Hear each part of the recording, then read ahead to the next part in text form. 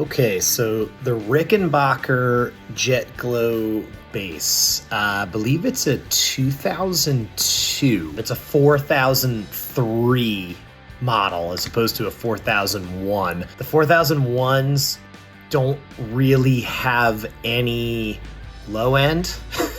Like at all. The necks are kind of all over the place, but I find that the 4003s typically have thicker necks than the 4001s, which I also like. The pickups are replaced with the much heralded classic amplification pickups, which are night and day better than stock modern Rickenbacker pickups. The deal with the bass is when I joined Yours and Mine, it was a 4-piece, and Greg and our lead guitarist at the time, Will, both had Rickenbackers.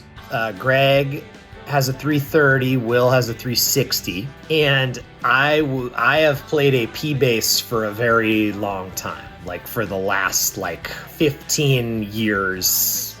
Most everything is P bass that I do. But when you're in a band with 2 Jet Glow Ricks, why not make it 3?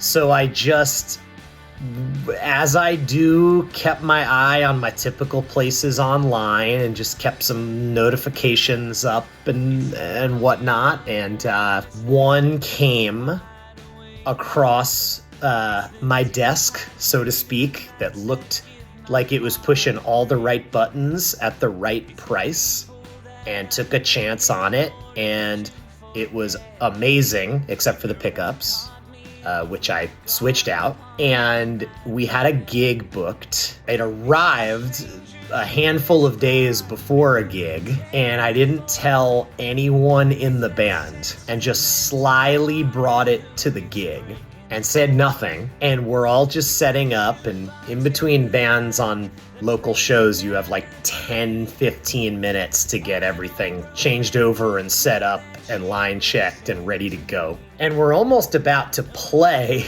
and no one has noticed yet. And Greg and Will and Dan finish setting their stuff up.